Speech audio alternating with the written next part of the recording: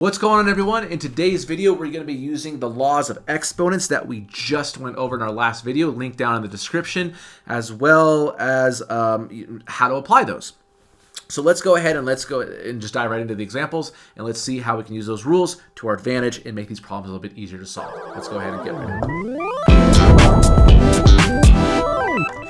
So this example is pretty straightforward. Just use the laws of exponents to express each of these in terms of powers of a single number. So what that means is we want, a single number. Remember that I have here 2 all over 2 to the power of 3. So it could be 2 to the power of 1.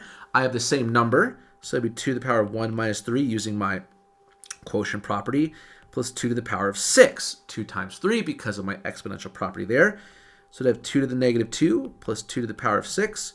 That'd be 1 all over 2 squared plus 2 to the power of 6. And what that is going to give me is, let's see here, this would be 1/4 plus 2 cubed. That is going to be 64. So I have 64 and 1/4. That would be my answer here as a fraction. Now for part B, let's see here. All of these are the same exact base, which is very nice and easy to work with. So what that means is that 4 cubed times 4 to the power of negative 7 all over 4 squared, I can rewrite this as 3 plus negative 7 or minus 7 all over 4 squared. That's going to give me 4 to the power of negative 4 all over 4 squared. So that'll give me 4 to the negative 4 minus 2. That'll give me 4 to the negative 6th. 4 to the negative 6th, I can rewrite that as 1 all over 4 to the power of 6. And now this is technically one term to the power, to a single number, the power of a single number. But if I wanted to actually calculate that, what I can do is go into my calculator, create that fraction, and do 1 all over 4 to the power of 6.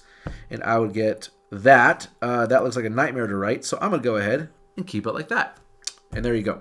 So that's how we can rearrange and rewrite some of these to simplify them down. All right, so now let's take a look at a couple more problems to see how we can use our previously mentioned properties to simplify and solve down these expressions.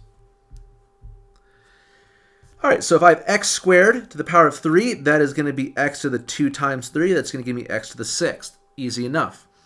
So if I have this exponent out here on the side, remember this is going to distribute to each of these terms. So that would be 1 to the 4th all over x squared to the 4th. That'll give me 1 all over x to the 8th. So now I'm kind of combining multiple properties into one.